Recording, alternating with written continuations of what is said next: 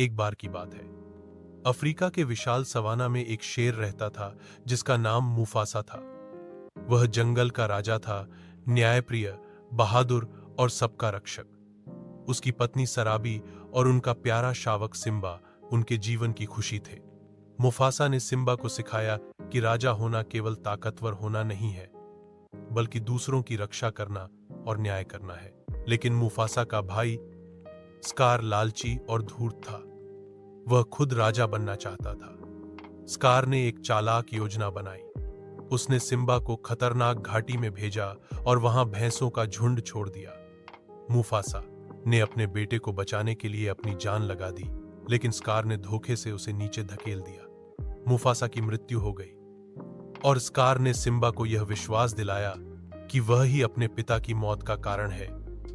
डरे हुए सिम्बा ने जंगल छोड़ दिया। जंगल में उसकी मुलाकात दो मजेदार दोस्तों से हुई, टिमोन और पुम्बा। उन्होंने उसे हकुना मताता यानी बेफिक्र होकर जीने का तरीका सिखाया। समय बीता और सिम्बा बड़ा होकर एक ताकतवर शेर बन गया, लेकिन उसके मन में अपने अतीत की कसक बनी रही। एक दिन सिम्बा की पुरानी मित्र नाला उससे मिली और उसे याद दिलाया कि स्कार ने जंगल को बर्बाद कर दिया है। सब जानवर भूख और डर में जी रहे हैं।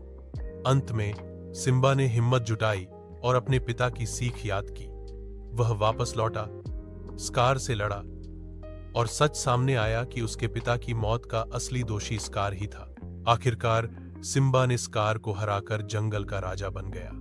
उसने अपने पिता की विरासत को आगे बढ़ाया और सभी को सिखाया कि सच्चा राजा वही है जो दूसरों के लिए जीता है।